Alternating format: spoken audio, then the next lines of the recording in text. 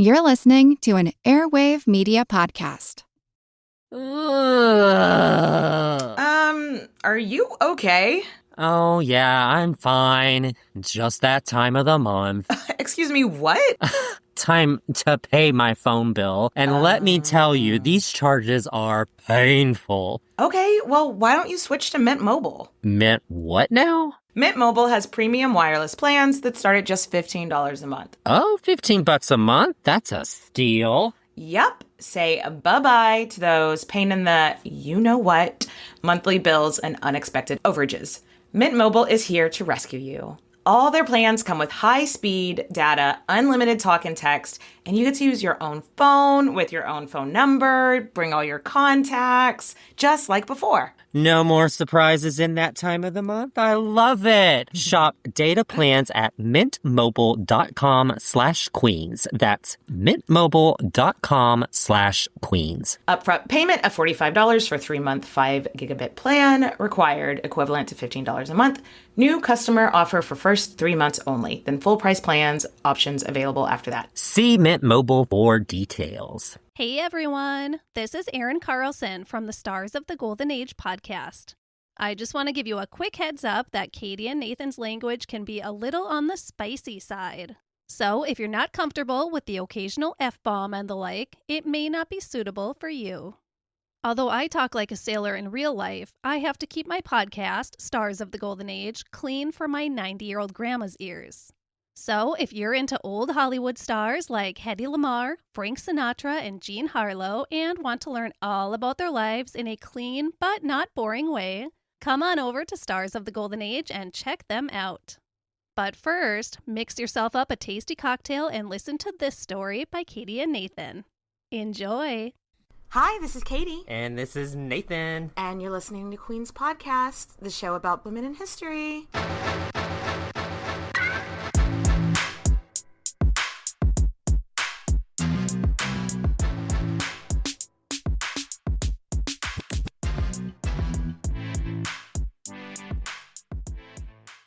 Oh my goodness. Is that Nathan I see on my computer screen? This is Nathan live from in bed. Live from in bed. It's Nathan o'clock. How are you, my dear? Good. Just obviously I'm in bed because I moved from one place to another and still don't have a desk set up right now. So that is why everybody is invited to my boudoir. Yes. So if you're watching clips of this and you see Nathan in all his bedroom glory, that's what's going on there. He's got an amazing Lady Godiva tapestry right behind you. Lady Godiva, isn't it just lovely? Yeah. Today, I am so excited to reintroduce y'all to Agnes Sorel. Oh, yes. Oh, my gosh. I can't wait because we'll get to it. But this episode was cursed.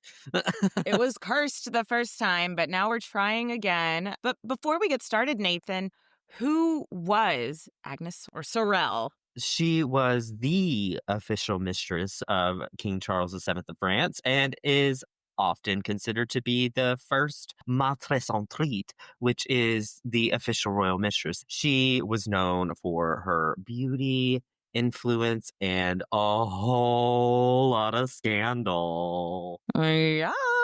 Okay, so as we kind of already hinted at, little disclaimer, we have actually covered Agnes Sorel before, but you're not going to find that episode on the public feed because we took it down. We had buku malfunctions trying to put that episode out. We had 2 different platforms crash on us while we were trying to record it. This was like in January 2021. Mm-hmm. During our second recording, on top of like a platform breaking, Nathan's main microphone broke. Mm-hmm. And then we had a freak snowstorm here in Texas. I lost power for 5 days. Ooh. So I tried to edit it and then it crashed and we lost the file and we had to dig back up this file that the audio was even worse than the not great audio we were starting with. And this was all during, I think that episode stayed up for like a month. And we got this really, really bad review of this one person was like, what happened to this show? The audio on this show is so shitty. And it's all been what happened in the last year. And I really wished I could have commented and been like, oh, I'm sorry. We had to completely, because before COVID, you and I would sit in a room with 2 microphones and record. Yeah, it was totally different. But then COVID happened and we had to figure out everything. When I was like, it's stressing me out having it up. And then me and Nathan, we're a little woo-woo. We were like, Agnes maybe isn't ready for us to tell her story. No. Maybe she doesn't. So we're going to try again. And if more bad signs happen, we're going to leave Agnes Sorel alone. Right. But let's just hope that we've done the work and we have Agnes's blessing to do it again this time. Also, we have kind of floated in an episode, we floated maybe redoing Marie Antoinette, and we got a lot of comments on Spotify saying they would love if we redid Marie Antoinette and made her into a multi-part episode. So let us know in the comments and email, wherever, if you love this idea and if there's anybody you want us to have a second look at. And that being said, Nathan, what are we drinking? All right. So everybody just go get a shot glass. I'm not a fan of sweet, sugary drinks, but in shot form, okay. And we're going to go... It's over quick. Yeah.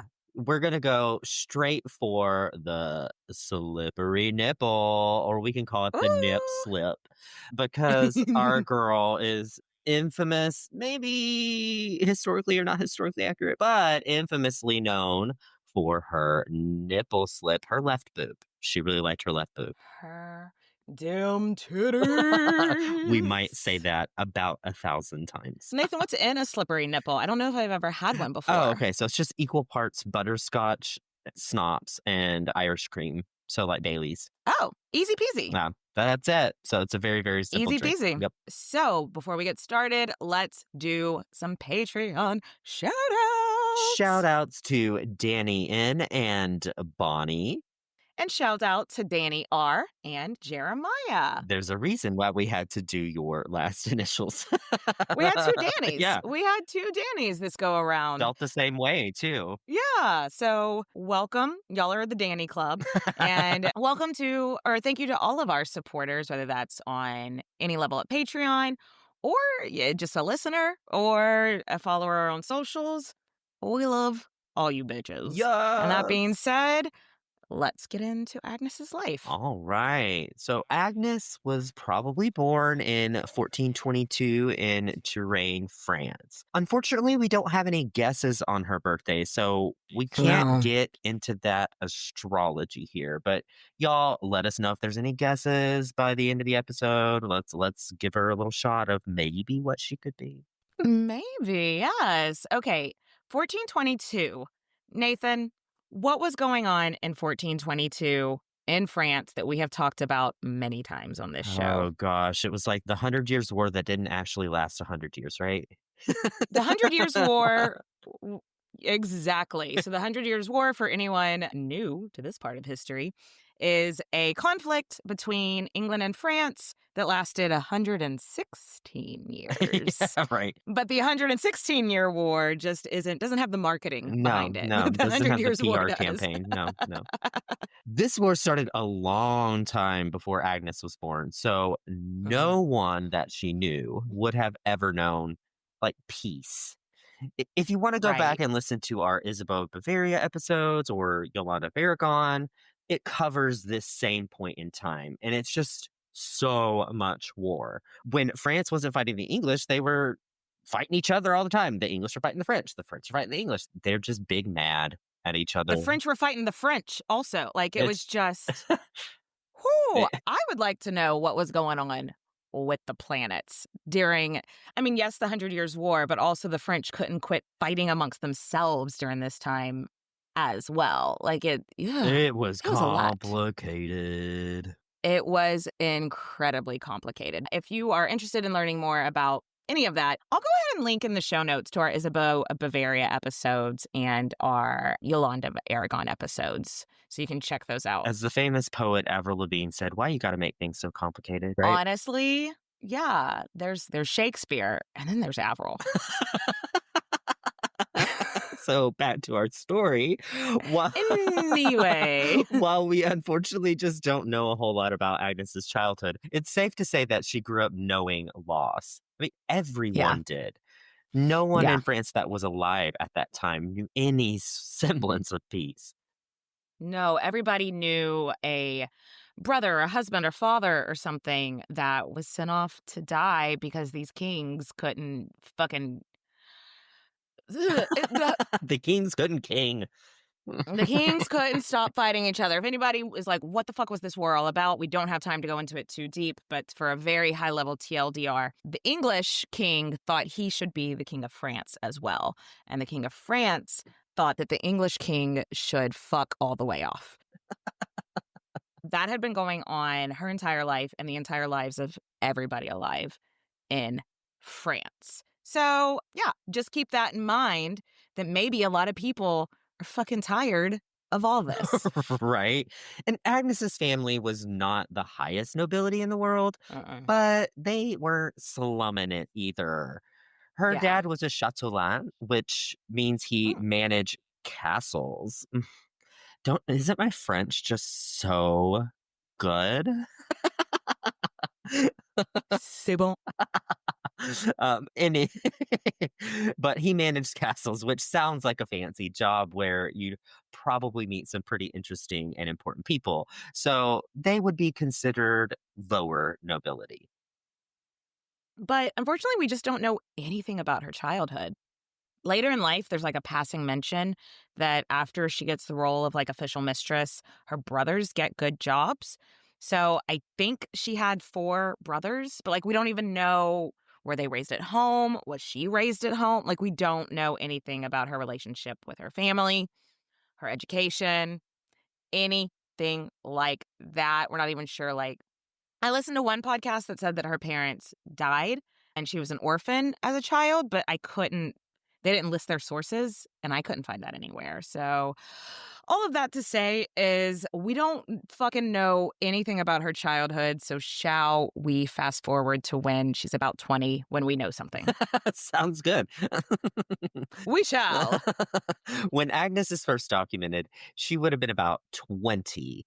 And she's documented as one of the ladies in waiting for a woman named Isabella, Duchess of Lorraine. And if you're a diehard listener, that name might sound familiar to you because her youngest daughter, Margaret of Anjou, the she-wolf of France, was someone we may have covered. Yes, extensively. And her Isabella of Lorraine, Duchess of Lorraine, is pretty fucking cool herself. Mhm. I think we have a Patreon episode where we talk about her, but I'm sure she'll get at least her own episode, at least one own episode to herself one day. Mhm. But the Duchess of Lorraine was married to this guy named René, and he was also the Duke of Anjou. And his sister, Marie of Anjou, was married to the King of France. So when Agnes, at least by the time she's 20, maybe earlier, she's already secured herself a position in working in the house of the brother-in-law of the king. Okay. So that is not too fucking shabby, in my opinion. So let's do a very quick recap as to who the King of France was at the time. So Let's.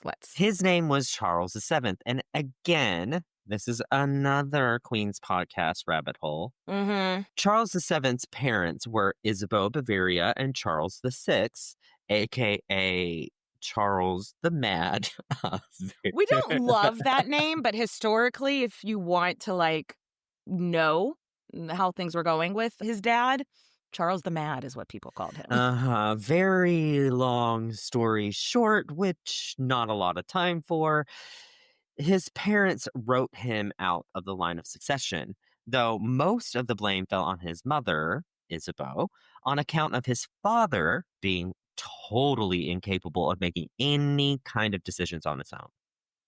To give you some context, and we might go into his dad a little bit more, this man was king, but he was like walking around the hallways of the palace in France and just like shitting in vases.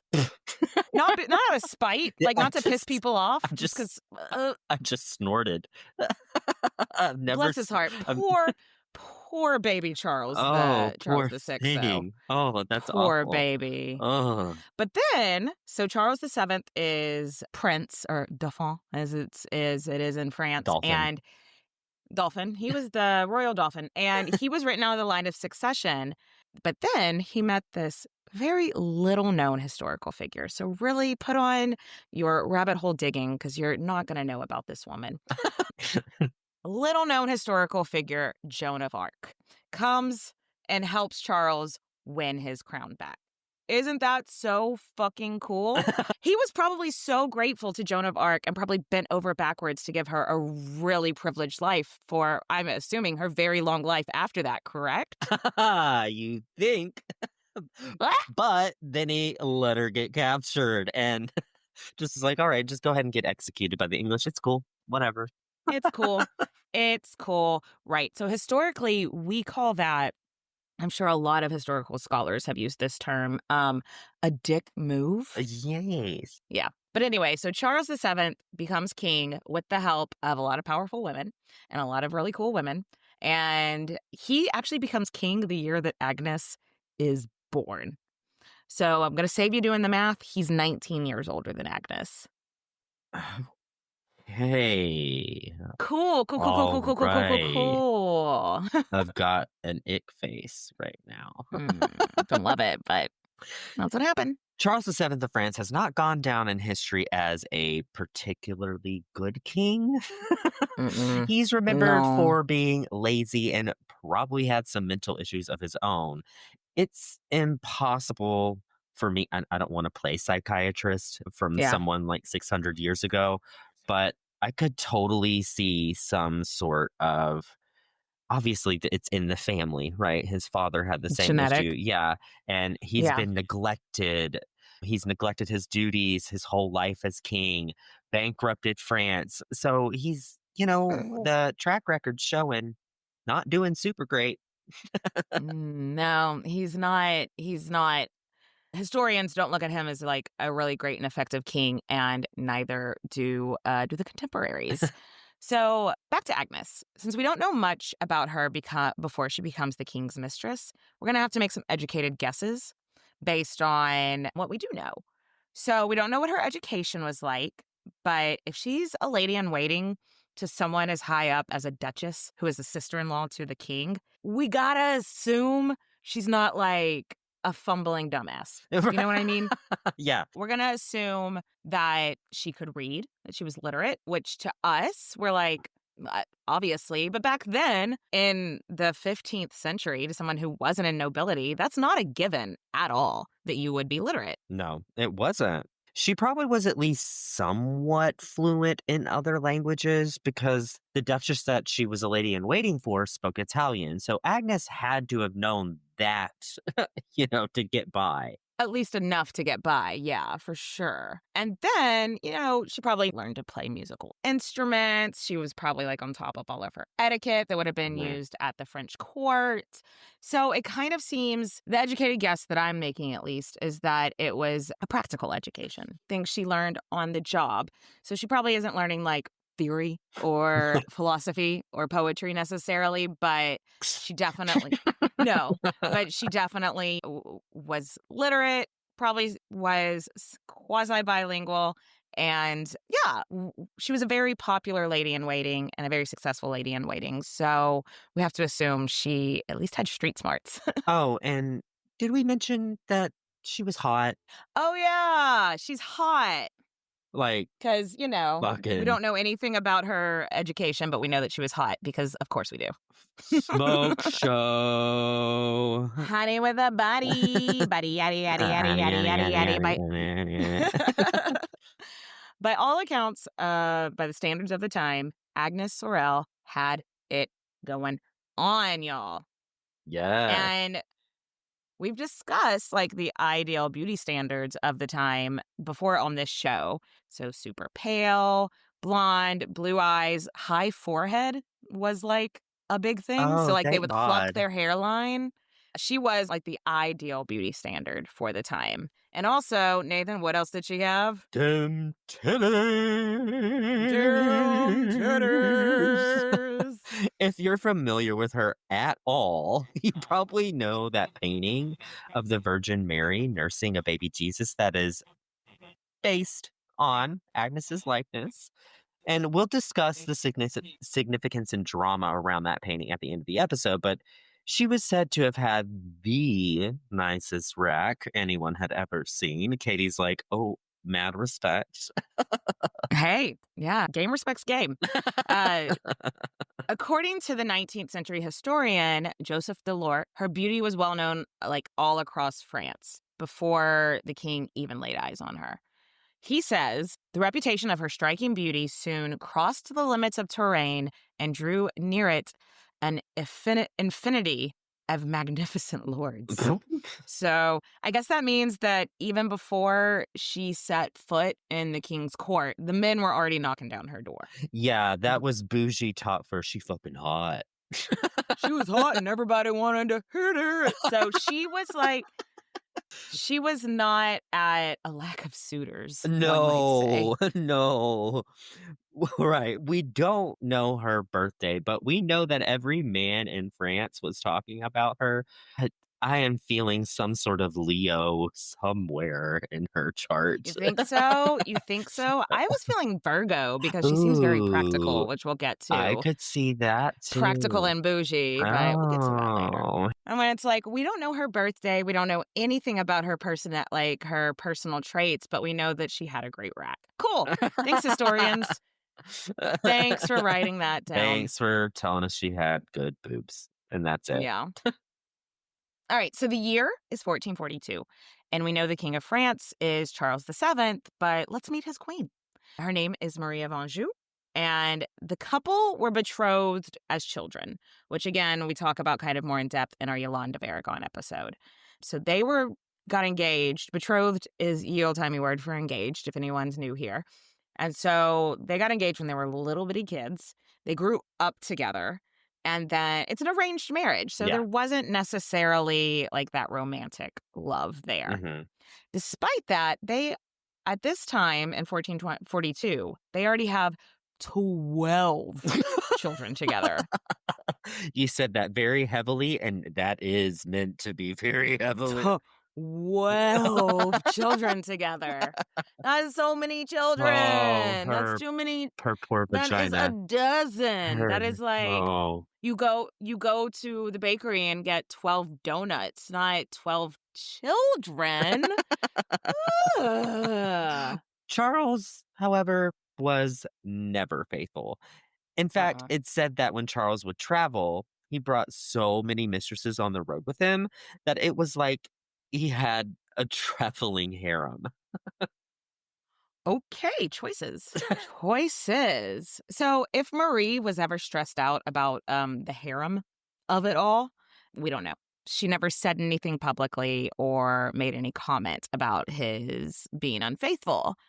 Marie was like the perfect queen of the time. She's pious. She's charitable. She's kind. She's fertile. Oh my God. Did I mention that she has 12 children? Good Lord. But though Maria had never said anything outright, we have reason to believe she was stressed about her husband not being the most effective leader. And some people believe that she entered into a conspiracy with some of the other women in Charlie's life to get him on the right path. Okay, let's set the scene. One day, Queen Marie calls up her brother, Rene of Anjou, and is like, hey, I'm at a shortage of ladies in waiting. Does your wife have any she can spare? And Rene was like, actually, there's this one named Agnes that everyone is just nuts for. She's super popular, really good at her job. She'd be perfect. Ooh. And that is the story of how Agnes Sorel, around age 20 or so, ended up at the French royal court serving the Queen of France. All right. I am taking my tinfoil hat out of the drawer and I am placing it on my head because I want to talk about a conspiracy theory. Let's go. There is a theory that some people believe that the Duchess Isabella of Lorraine had been grooming young Agnes, because we don't know for sure when Agnes ended up working for her. There were no child labor laws, so it could have been as young as like 13 years old. So when she realized, oh, this girl is like beyond beautiful, that she started grooming Agnes to one day steal the heart of the king, or at least steal some part of his anatomy. Oh! And this theory goes that Duchess Isabella, Queen Marie, and her mother, Yolanda of Aragon, were like, what if we had a way to control the king without him knowing? What if we took this beautiful girl, instilled her in all of our beliefs, like made her believe everything that we want about spending money, being more pious, caring about running the government, and then we put her in front of the king?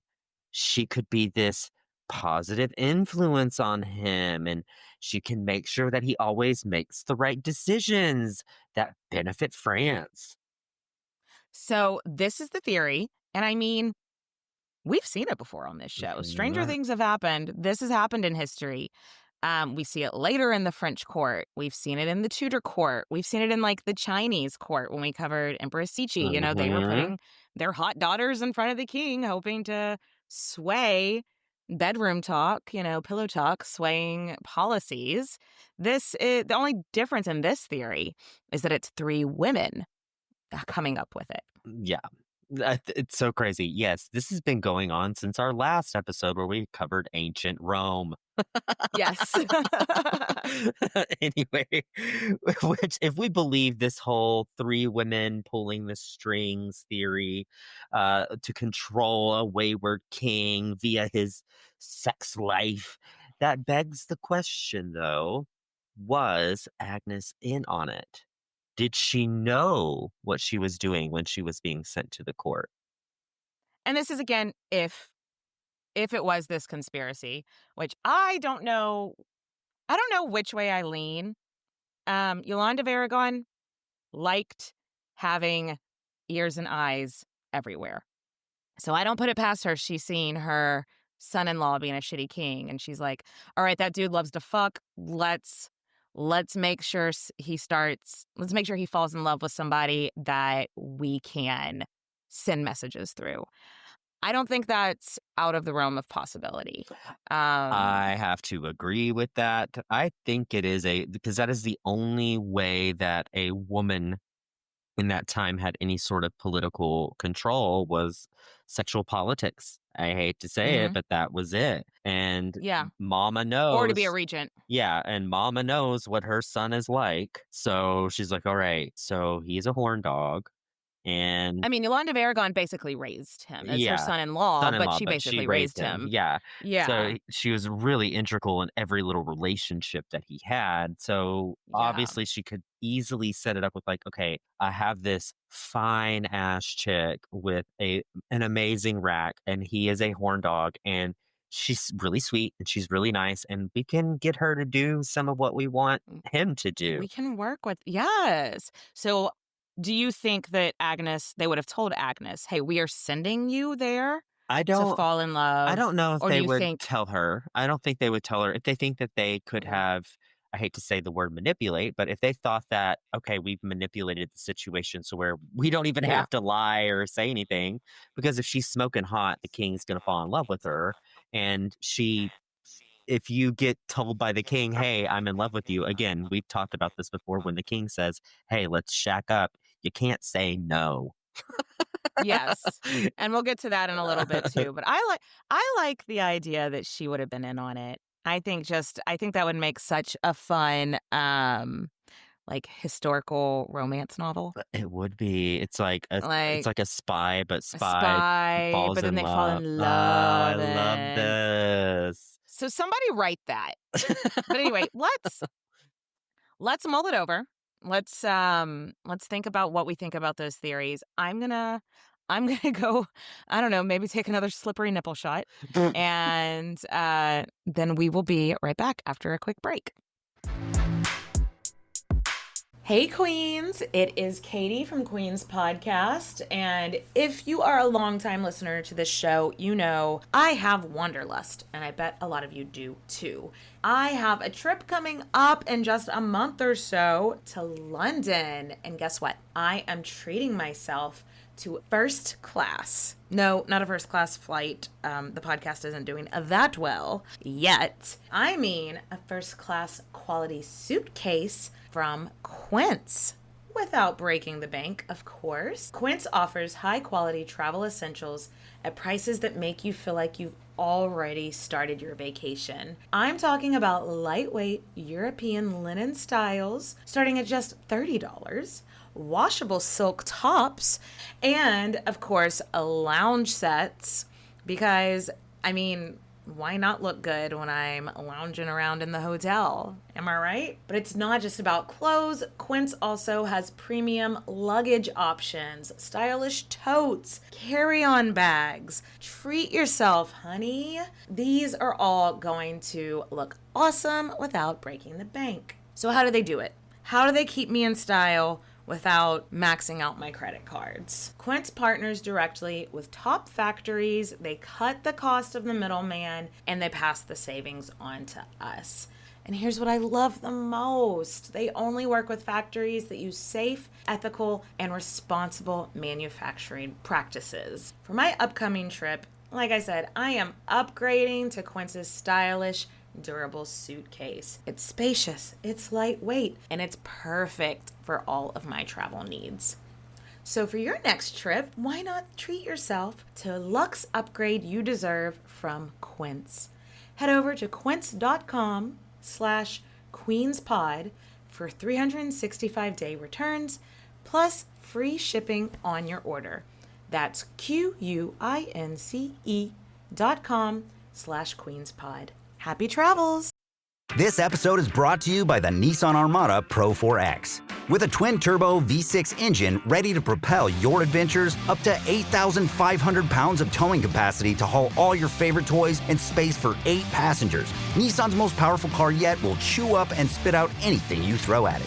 Learn more about the all-new 2025 Nissan Armada at nissanusa.com.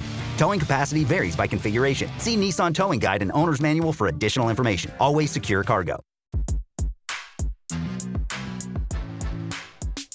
All right. Back to 20-year-old Agnes heading to L'École Française. Woohoo! I don't know. I just made that up. The French word. Regardless of what happened before this in her life, it's gotta be nerve-wracking heading Right? to work for the Queen of France. Come on. Right? Like, I have butterflies in my stomach just thinking about it. Right? And even though Agnes was there to serve the Queen of France, we're not really sure how it doesn't seem like she did that job for very long. We know that the king saw her and immediately was like, "Who is that?" And it was love at first sight. Well, at least for Charles. Yeah, was it love for Agnes at first sight? Probably not. The king was not particularly known to be handsome No. or charming. No. No. Now, look, like we've kind of said, Charles VII had a hard life. His childhood was Mhm. tumultuous, to say the least. He had a bunch of older brothers. He was never supposed to be king, but then like 5 of his older brothers died young in quick succession. So that is trauma. That is emotional. His dad, Charles VI, was very, very mentally ill as well. So mentally ill that he thought he was made of glass. And if you touched him, he would shatter. So possible that he inherited some of these mental issues. Many people believe that he had depression, which I think tracks. Yeah. His mom had tried to write him out of the line of succession, like we already mentioned. So, like, on top of it being like, well, I guess all the boys in my family just die young, living with that trauma, then living with the trauma of your father being so mentally unwell, he's just, he also maybe feels like, well, like, you got mommy issues because mommy tried to write me out. Like, And it seems like the way that he decided to cope with all of that was like with lots of drinking, partying, drugs, and meaningless sex. So basically, every day in the life of Charles VII was a Vegas bachelor party. And how is he paying for this bachelor party in Vegas? The National Treasury? Yeah. Not the greatest party fund, No. but Well, I mean, it's great if you don't fucking care about the country you're running. and it's also not great because it's literally in the middle of a war with England for 100 years or so, and a wee bit of a civil war just a brewing. Yeah. So, yeah, not a great time to not, maybe being a little bit worried about the money running out. So Mhm. it seems like, though, as soon as Charles saw Agnes, he forgot about that harem. He forgot about the party in Vegas. If nothing else, then from a financial standpoint, him meeting Agnes was good for France because Mhm. he didn't want to go party in Vegas. He wanted to stay in bed with Agnes. Which was good. Yeah. Annoyingly, we don't know exactly when their relationship started, but by April 1443, Charles, for the first time in his life, only had eyes for one woman, and he was not shy about it. He Mm-mm. let everyone know, like, no more sleeping around me. This guy is monogamous. Okay, do you want a fucking award, Charlie? Like, Right, okay. right. No more sex workers and harems. I'm just sleeping with a one lady. Like, all right, Charlie. So, how did his wife, Queen Marie, react to this sudden, I am being faithful to one woman? Ew, get out of here, my wife. I am faithful to this other woman. So, how did she react to that? Like, we don't know. We do know that by the time that he officially makes his declaration of love for Agnes, she is pregnant with her 13th child. Gosh.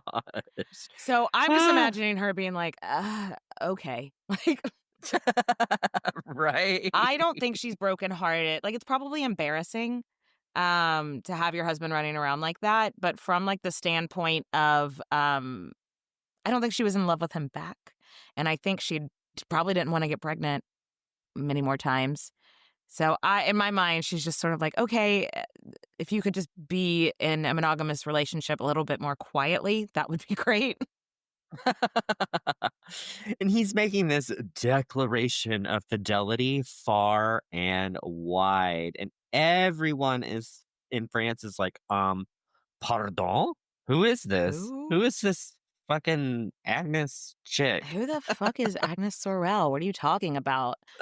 Well, y'all. Everybody in the country is about to learn who Agnes is because it said that Charles could not go an hour. He could not go a full 60 minutes Oh, without wow. Agnes by his side. So if he's at dinner, where's Agnes? If he's heading to bed, come on, Agnes. If he's in a meeting with his counselors discussing war strategy, guess who's sitting right next to him? There's Agnes. Agnes! Yes. So I think this brings me back to the conspiracy theory of her being like a plant spy because she's sitting in on these really important meetings. So, and that's not something that a Mhm. lot of any women, unless there's like a regency council going on, get to do. And she's getting to hear she's getting all the tea. Yeah, she's very much in the know with all of the matters of Mhm. state because he literally could not focus on anything if she wasn't there. Like, I mean, it's kind of sweet, Kind of. but they're 19 years apart, right? Yeah, He's in his 40s but still he's in love for the first time, so kind of cute. it's kind of cute. Like we said, he's probably got mommy and abandonment issues. So I do have to wonder, he cares for his wife, but like not romantically. Mhm. This is the first time that he's feeling emotionally attached to someone like that. So that'll do good things for you mentally. And whatever Agnes was doing, it was very, very good for him Hmm. politically. He had never really cared about being king before, but now here he is, showing up to council meetings, paying attention to, like, how much money he's spending. Right.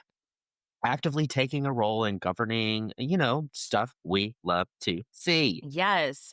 And not to play psychologist, like you said, Nathan, you can't really diagnose someone from 600 years later. But like, I could see just from everything in his life, we already said maybe he had depression. Like, maybe no one's ever like given him a boost of confidence like this before. So maybe behind the scenes, she is like telling him he's smart, telling him he's a good leader, telling him. And so he is wanting to prove her right, wanting to show up. Um, it's possible that no one's given him words of affirmation that he's like, well, That yeah, that part. That yeah. part. That's what again, no facts, just vibes. That's what I get from it is I think Mhm. like, his wife, maybe she tried to give him confidence, but he's like, well, you were made to marry me as a child. And then like all of his guys, like, okay, well, y'all are just yes man. Maybe this is the first person whose opinion he values that is telling him, hey, I think you're doing a good job. That can go Yeah. so far. Anybody that's a manager, listen up. You catch more honeys with flies. I've never understood people that manage other people and they're like Rude. rude. Yeah, they're I mean. remember one time you and Yeah. I had a job together. I won't say where. It's the only job we've ever had together, so you can imagine. But I remember we had this manager that would always tell us, like, whenever we were setting up the displays at the store, like, these look ugly as crap, do it again. And I remember being like, if I'm ever a manager, I am never going to talk to people that way. Because, like, that's basically just, I was like, okay, well, I'm not doing it again. You can do it then. Like, fuck off. Right, Like, right. It's just at that point, it's like, you okay, could say, oh, this is micromanager, you do it. anytime I have to give feedback at work to somebody that I feel like maybe my feedback is going to hurt their feelings, I give compliment sandwiches. I'm like, I love what you did with this thing. Maybe let's tweak this thing, but this other thing knocked it out of the park. Was real good. Yes. One thing that I've learned, and this is totally off topic, but ask questions. Oh, I like what you did here. What inspired you to What? put those colors together? Yeah. And then and then you're like, oh, Oh. well. And you can kind of subtly hint of like, Oh. I don't like the what colors if together. Yeah. But no, she's probably just giving him affirmation in a way that nobody has before from a source that he actually respects. And like that can just do wonders for someone's show-up-itude. With depression too. Yeah. If somebody had some sort of like depression, having someone to push you forward is a good thing, and not only a good thing for you personally, but this was a good thing for France, right? Yes, this was such a good thing for France. She is popular. She's gonna be popular, right? Unfortunately, not quite. She was not Damn it. exactly popular amongst the people, despite, these people just don't see all of the amazing things that her being around is doing for France. It's all 'cause of dim titties. Well, it's all because of Jesus. This is a very Catholic, very Oh, yeah. pious, like this is Middle Ages France. Charles is married to France's perfect queen. Marie is just viewed as like this pious, generous, Mhm. wonderful, well-connected, perfect fucking queen. Because also remember before Charles, they hated his mom. So they went from this woman they hated to this woman that they love. And now Charles is stepping out on their perfect queen and publicly declaring his love for this fucking nobody. That is what we call a scandal. She is the ultimate villain as far as the everyday people and the people at court. As far as everybody is concerned, she is the ultimate villain. Giving me Anne Boleyn vibes in a little bit of a way. Yes, Right. I love Anne Boleyn, but she caused some turmoil. Agnes is doing nothing but good for the country. True, Yeah. true. But literally at this point, what is Agnes supposed to do? There's nothing to indicate that she wasn't into this arrangement, but how do we know? Even if she wasn't, like The- what? Say no to the king? Right? The king is enamored with you. What would happen to your family if, you broke his heart? Like, it could not go well. Right. And We see this all the time when we talk about royal mistresses. It doesn't just make her life more comfortable. It's also about getting your family appointed to new jobs, right? Like, it's about generational wealth. I mean, if you're a king's favorite and now your brother goes from managing a castle to working in the royal court, that elevates his kids. That elevates his kids' kids. Like, you are setting up your family for a generational upgrade. So if you broke the king's heart and told him, you know what, everybody's calling me a villain, I'm not into it, it doesn't just affect you. It doesn't just affect you. It affects your entire family as well. So she also, yay, her brothers have been promoted. She now knows people at court too. So that's also not going to want to make her be like, no, thank you. Right. And Charlie relies on her more and more heavily, too. She gets, as a result, more and more money, which we'll get into later. Yeah.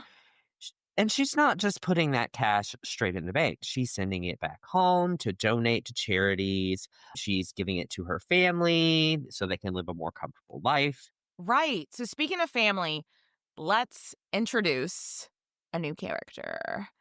His name is Louis. He is Charles's eldest son, and he is Agnes's biggest hater. Agnes is Drake, and Louis is Kendrick Lamar, and he is like, I hate the way you walk. I hate the way you talk. I hate the way that you dress. You know, Right. she's 2 years older than him. So, my dad, one time, when I was 17, he was dating a girl that was 21. Oh, I remember this. And I'm not going to hold it against her, whatever. And I remember one time she and I were talking, and I was like, oh, you would have graduated with my friend's boyfriend, so-and-so. And she was like, oh, yeah, I know him. And then we just kind of looked at each other, and I was like, cool. Cool. How awkward. So it's awkward. Anyway, so Louis is Kendrick and Agnes is Drake. And Louis, the future Louis XI, would say to anyone that would listen how Agnes Sorel was a slut, was a homewrecker, literally called her the devil. And he would say that he felt this way because his father was disrespecting his mother by openly being in love with another woman. Sure. Louis, where was this outrage when your dad was traveling around with his harem, you know? Right, exactly. Well, here's something else we should consider. Okay. 3 years prior to this, Louis had taken part in a plot to dethrone his dad and put Okay. himself on the throne. Okay. And this revolt had been largely centered around Charles, being a shitty king. Yeah. So, sure, maybe Louis is pissed that his dad is disrespecting his mom, but also maybe he's pissed that his dad isn't fucking up as much lately, which means no reason for future revolts. No facts, just vibes. Like, maybe he was like, oh no, this lady coming in, making my dad be a more effective king. And I'm sure he probably also was like, you're disrespecting my mom. But also, I don't think it was the only reason. Yeah. Now, we know all the good things Charles got from having Agnes in his life. He got peace of mind. He got words of affirmation. He's in love for the first time. What did Agnes get? Well, for starters, she got a fucking royal palace. He gave her the Chateau de Loch, and I think that's how you would say it in French, but it's Loches, Lochs, which is rivers or lakes. No, lakes. And so that's her personal residence. And this was shocking because, like, it wasn't weird for mistresses to get places for them to live so that the king can swing by whenever he wants. But this was a literal royal palace that people just assumed he would one day give as like a wedding gift to one of his 13 children. So 13. Yeah. So but I'm just saying, do you see how that could be a scandal? Because it's like, wait, Yeah, of course. this is like a real palace, like mistresses. And we're giving it to this random woman who has no blood connection. Yes, to you are this taking guy. away from your children to give to her. Is how It's people an saw it. inheritance. It's an Yeah. inheritance, right? Like, if you can sell that place, that's pays Yeah. for your family's life. Mistresses usually got like little apartments, like nice apartments, but not a fucking chateau that everyone assumed would one day be inherited by one of your kids. Yeah. So this was Right? huge historical significance. Can you imagine, though? Someone calls you a slut and you're like, "Oh my god, boo-hoo, let me go cry in my royal Yeah. palace." It wasn't long after this that Agnes and the king had their first daughter, Mm, who they named Marie after the queen, yeah. which is something weird. Anyway, they also asked the queen to be godmother, which a lot of people assume was meant to be a slap in the face, or like disrespect because I'm sleeping with your man and now I'm naming my Yeah. daughter after you, right? You're right, but the alternative view is it's a sign of like it's respect. It's an honor of her Mhm.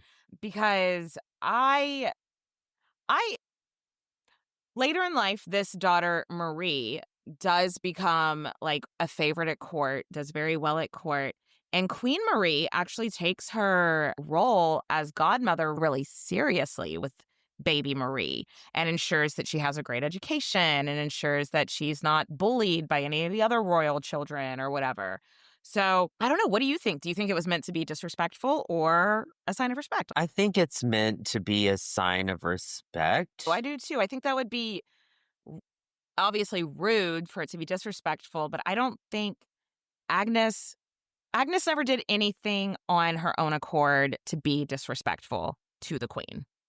Yeah, and I think the conversation was probably, "Hey, I know Marie is an important woman in your life. I want to name this child after someone who's important in your life because she will also be important in your Yeah. life. So her name is And Marie." what a good Like, so I godmother to think it's have, the queen. well, yeah, Yeah. it doesn't hurt. All right, let us know what y'all think, but we are going to take a quick break and then we are going to come back and learn more about the scandals of Agnes Sorel. It's time for basketball, and Uber Eats is dropping deals on game day favorites to keep you locked in on the action. Like when you're craving a buzzer beater, but also buffalo wings. Or when an upset makes you want to ugly cry into a pizza. And right now, Uber Eats has game day deals from McDonald's, Popeyes, Pizza Hut, Wendy's, and hundreds more local favorites. So you can keep your eyes on the ball and your hands on a hamburger. Order now, only on Uber Eats. Product availability varies by region. See app for details. This episode is brought to you by Walmart. New beauty is in bloom at Walmart, and it's all about springtime radiance. From Drybar, Tula Skincare, and hundreds more available online, Walmart has the premium brands you want and this season's on-trend products for flawless, glossy hair and hydrated skin. Big name beauty brands? Check. The things you love? Check. Find trending spring beauty and all you need to look and feel gorgeous at Walmart, on app and online.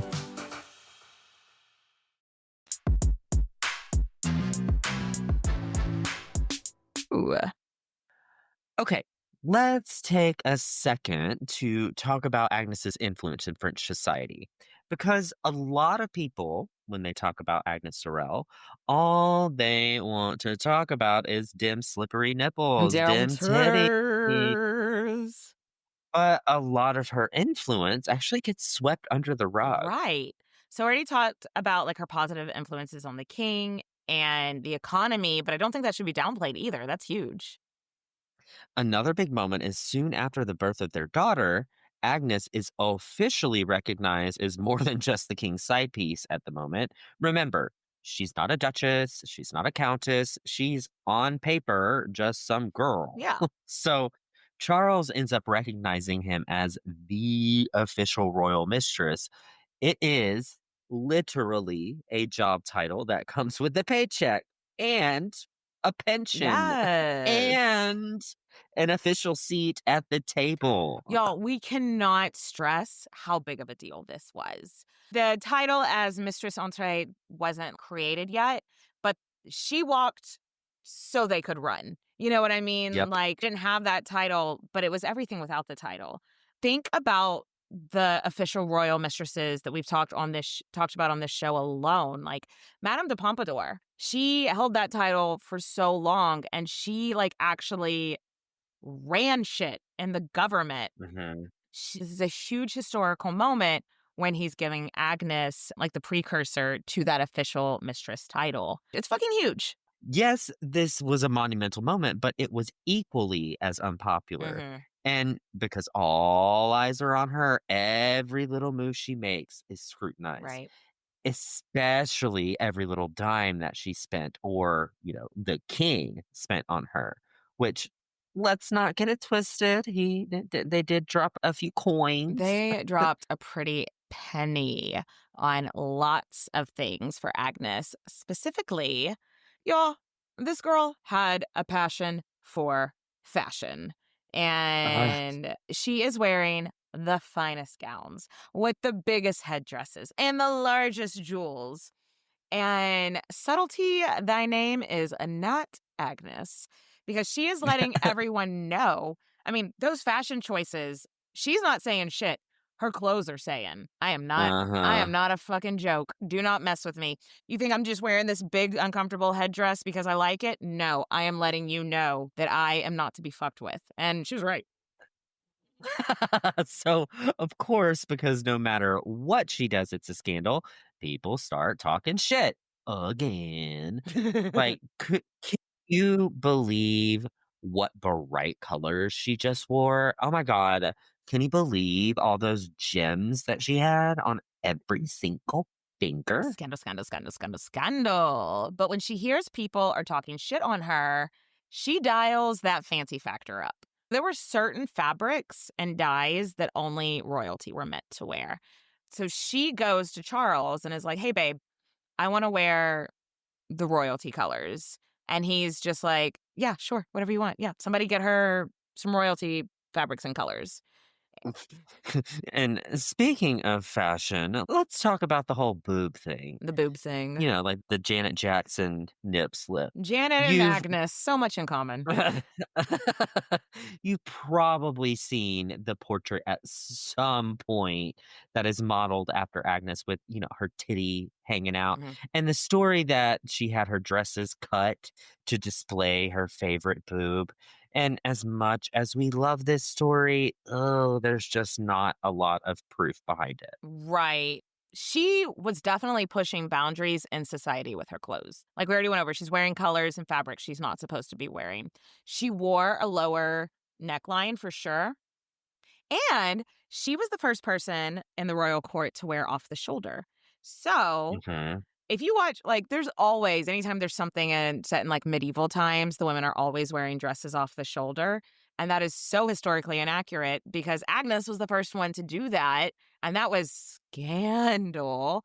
So if you like a cold shoulder moment, you can thank Agnes Sorel for that. So she's just scandalizing everybody with how over the top she could be with her clothes. Mhm. But the story that people tell is that she had dresses tailored to display her favorite boob. We just cannot confirm nor deny.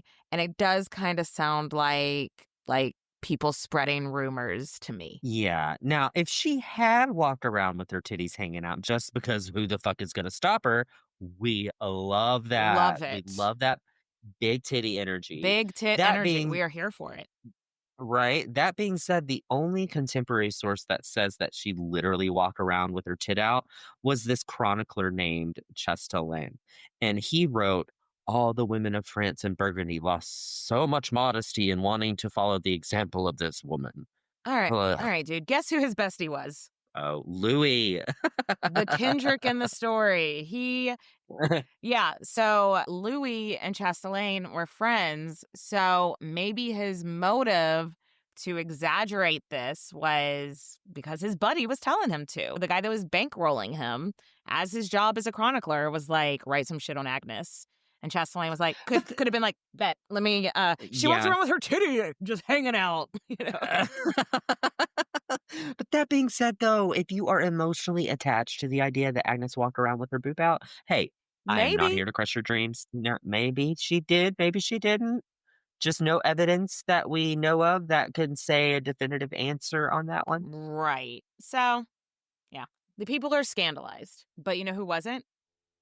The Hmm. Pope. Oh, the Bubba. Pope Nicholas V was like, hey, the French economy is doing good. When the French economy is doing good, Rome is doing well. So if she makes if she makes the king calm the fuck down and take his job seriously, fuck it, God's cool with it. Also, something that her haters weren't writing about was how much charity Agnes was doing.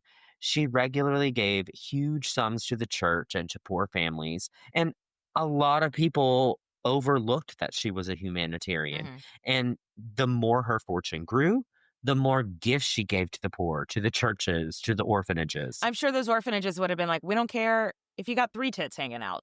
We will take that money. Just, yeah. Like you said, the more her fortune grew, the more that she gave. And oh boy, did that fortune grow. Agnes and Charles had 3 daughters, Marie, Charlotte, and Jean. And every time she had a baby, Charles gave Agnes a new castle, more like over-the-top jewels, appointed more of her family to high-ranking jobs. Oh, hey, should we talk about her diamonds? Yes. I always want to talk about diamonds. Why do you think I loved Elizabeth Taylor so much? Right. Agnes was the first woman at the French court to wear diamonds. Oh. 200 years prior to this, King Louis IX banned diamonds altogether, Fuck you. and only kings could wear them out. So when Agnes Sorel walks into court one day wearing her new push present, which just happened to be a huge gold necklace with a cut diamond on it, everybody's jaws hit the floor. And it was a cut diamond, which was a very big deal. So now let's think about it. Now it would be way more scandalous for you walking around with your titty out than wearing a diamond. But back then, flip that and reverse it. A woman is wearing a diamond out in what? That was a much bigger scandal than it would have been, than a low-cut dress would have been. Like, that was outrageous. And because all these bitches got titties, but only one of these bitches got a diamond. And that seems to have been the final straw for our friend Prince Louis. Mhm.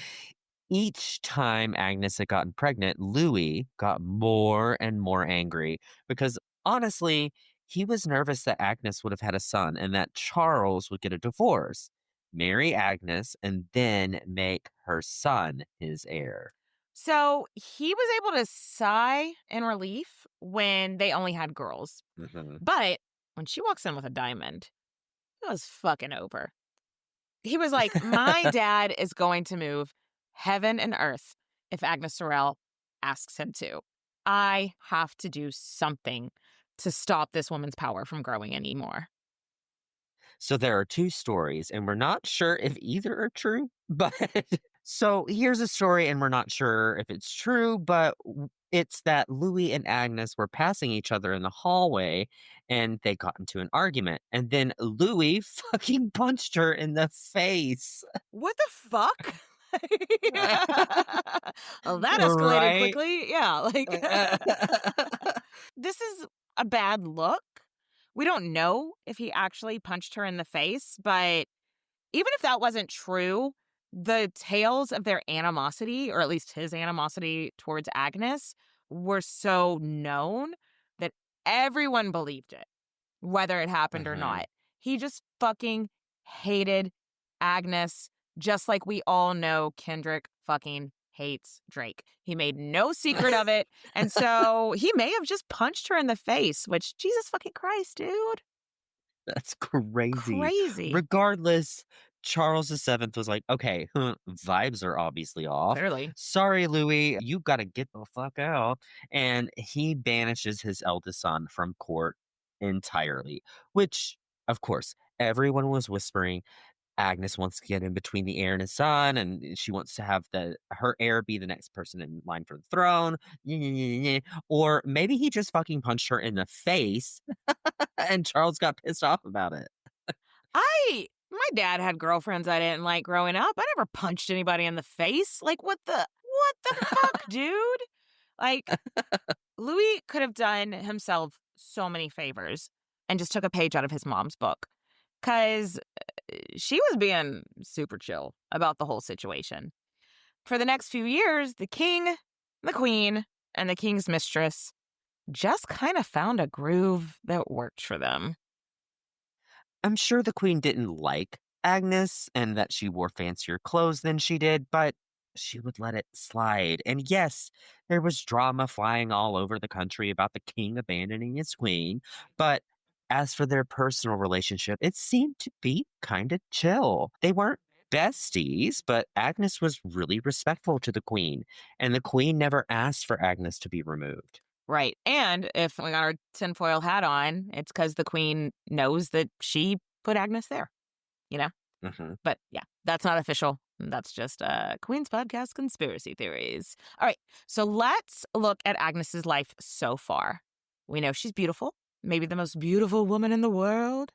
She's politically savvy, but good at kind of doing that on the DL. I mean, the French court was cutthroat, and she managed to stay untouchable for a really long time. And we know that she gave a fuck about the world around Mhm. her. She pulled the strings to make the king a better person and to help the poor and do her part. Right. By the time Agnes was pregnant with her fourth child, her and the king had been together for 8 years. That's not a short relationship. It seems like the king was faithful to her the whole time, which again, do you want to fucking meddle? But he had never done that before. That was new to him.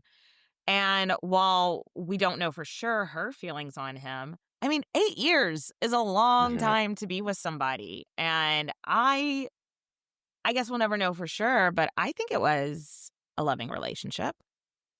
agreed, agreed.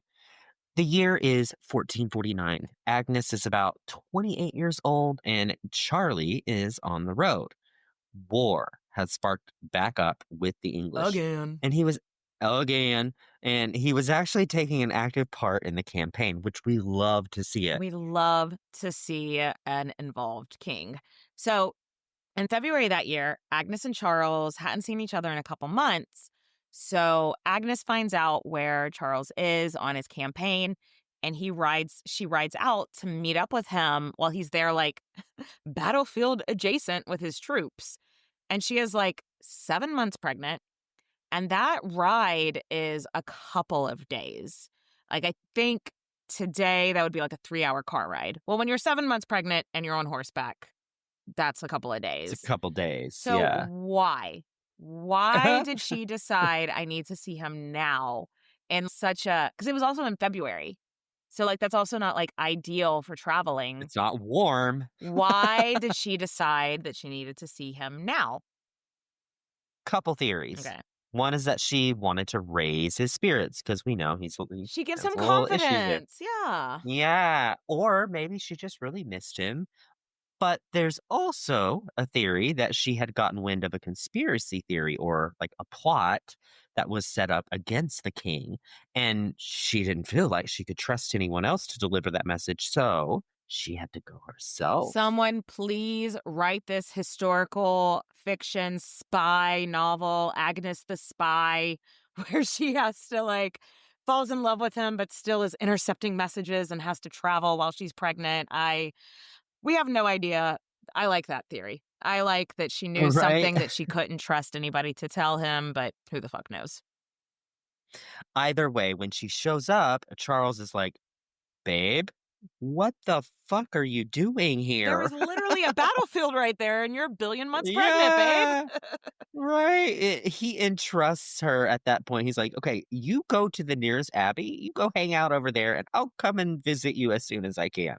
And I am so sorry to say, y'all, that was, as far as we know, was the last time Agnes saw Charles. And everything from here out for the rest of her life is a stone cold bummer. Hmm. The next day, Agnes gets a pain in her stomach, and the nuns are like, oh, it's just normal discomfort from being pregnant and riding on a horse for 2 days. You dummy? Yeah, but this is her fourth pregnancy, and Agnes knows better. She knows something is not right, and she gets like sick. Sick.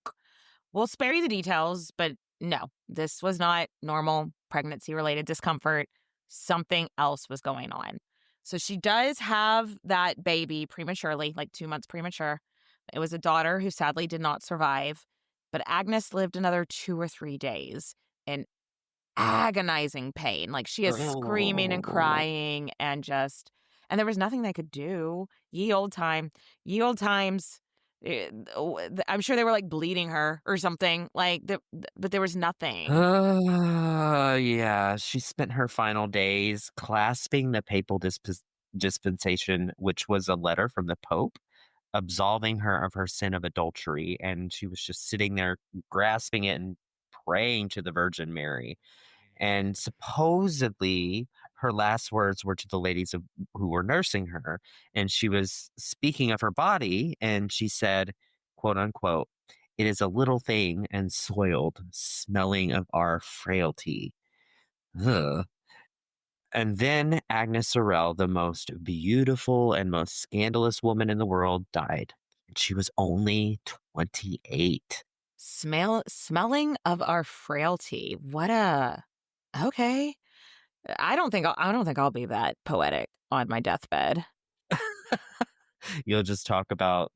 I hope to be. I mean, you. if I'm in that much pain and it doesn't look like you can save me, just fucking pump me up full of drugs, please. And then Kate will be like, "Oh, puppies." Yeah. Pump me up full of drugs, put on Dark Side of the Moon, do a laser show. Pray for the best. Yeah. So the official cause of death for Agnes Sorel was dysentery. But the king's son, Louis, was getting some side-eye from pretty much everyone internationally. All of Europe was like, sure, she died of dysentery, but was Louis anywhere nearby? Was anybody on Louis's paycheck nearby?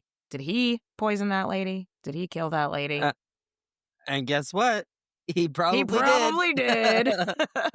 Someone did, at least. Yeah. And in 2005, they ended up exhuming her body and they tested her remains and they found so much mercury, y'all. So much mercury. And yes.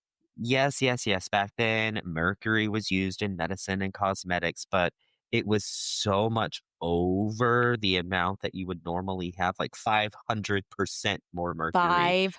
500% more mercury than the average body from that time was found with. Yeah. So, was this a setup? Yeah. Yeah, no, someone poisoned her on purpose. And there are several people, there are people that would have wanted to end her influence so they could step in. But come on. Mhm. I'm not saying, I'm just saying Prince Louis. Prince Louis is now, and for the rest of his life, honestly, like nobody could ever prove it. And he does go on to become king. But for the rest of his life, he's switching from Kendrick to OJ now. People are side-eyeing him like, I think you killed that lady. You killed that lady and you got away with it because of your connections. Oh, What? true. So. Yeah, it was deliberate. It was deliberate. Yeah. Someone poisoned her on purpose. And though we can't prove that it was the king's son, we're not saying that is Tandy. Katie's. No, yeah, that's another Tandy. That's question. another. Well, Agnes, who would we like? Do we summon Louis to ask him? I don't know, because Agnes wouldn't necessarily know. She could tell us who we think did it. She might. She might. After Agnes's death, Charles had her posthumously made a duchess. Because remember, he's still like official mistress or whatever was like a new job, but only people that were in the nobility got like state funerals. So he made her a duchess, which is the highest he could put on somebody. And she had a big, beautiful state funeral. Her heart was buried where she died, but her body was buried in state. Yeah, back at court. And everyone attended, and it was this whole thing. Okay. Yeah. So, Duchess Agnes, let's raise a glass. Yes. But before we go, let's talk about her legacy. Obviously, she set a precedent that lasted until the French Revolution with the Mistress Intrigue. But like that set up career paths for women that they hadn't had before. I still hate that it has to do with sleeping with somebody, but still, like there was only so many things you could do as a woman. And so that set up a new career path. So cool. And of course, we can't not talk about that infamous painting. Right. So in 1452, a famous piece of art was created by the French artist Jean Fouquet. It, it's of a woman dressed to the nines, wearing a crown with her left titty out Hmm. and a baby on her lap, surrounded by angels. The name of this piece is Virgin and Child, Surrounded by Angels. How Very literal. original. Yeah. And the woman, who is meant to be the Virgin Mary, is said to be modeled after Agnes Sorel. So this piece came out 2 years after Agnes's death. So we aren't 100% sure if she actually sat for this portrait. I couldn't find anything to tell me for sure, but since everything says it's modeled after her, I get the suspicion that she probably sat for because these pieces took forever to make. She probably sat for the portrait, like the original sketch of the portrait, a long time before she died. She passed away and then they made it Yeah. posthumously, Yeah. finished it Yeah. posthumously. I couldn't find for Yeah. sure if anybody knows more for sure about that. But that's what I think. Now, a lot of people look at this painting, which is more or less a contemporary painting of her, and they point to this as evidence that she did have her tit out all the time. Yeah. But this is actually a super common way of depicting the Virgin Mary because she was breastfeeding Jesus. So, Yeah. Yeah, there's I'll link to it in the show notes, the Wikipedia page of all the different famous pieces of artwork that are the Virgin Mary breastfeeding Jesus. It's all over the place. People love painting titties. And when they can tie it into Jesus, win. But that's not why her having her tit out, that's not why it's scandalous.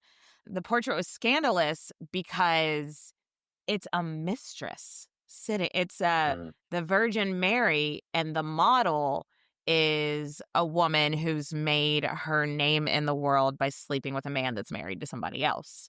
So the contemporary mind, the pious people of the Middle Ages, were really struggling to reconcile that this woman who rose the ranks by sleeping with the king, how could she model herself for the Virgin Mary? But guess what? That portrait of Agnes as the Virgin Mary with her a beautiful left titty hanging out. Anatomically incorrect, though, because boobs don't do that. But look at this picture. They're so wide set and it's just so perfectly round. But whatever. Yeah, but they're all out there for everybody to see. And it's a very, very famous painting, and it just shows how beautiful and powerful this remarkable woman really was. So let's raise a glass to Agnes Sorel. We hope you like this one better. Cheers. Cheers, bitches. Have you ever wished that you had a direct line to your pediatrician to ask all the questions that constantly crop up while parenting? We sure have. That's why we launched the Bites of Health podcast. Every morning, we'll answer a commonly asked pediatric question in 5 minutes or less. You can tune in while you're making your second cup of coffee or from the school drop-off line. So be sure to tune in to Bites of Health, streaming now.